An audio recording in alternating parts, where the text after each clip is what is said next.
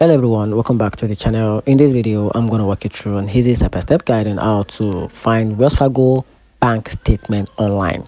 So I'm going to walk you through two different methods you can use to find your Wells Fargo bank statement online. So you either find it on the website or you use the mobile version. So to get started with the website on Wells Fargo on website, so after the first thing to do is to go to wellsfargo.com, then log into your account, then click on your account name, then check or savings. So click on savings or checking, then from there select statement and document, then choose the account you want statement for, then select the statement date you need, then click download or review the statement to open the PDF.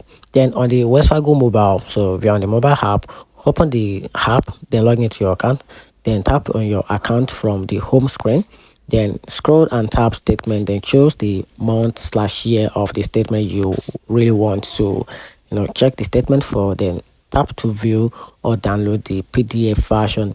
Then you can also save or print or even email the statement from there, and the statements are typically available for the last 7 years, and that's it. So if you find the video helpful, turn on the notification button and subscribe for more. Thanks.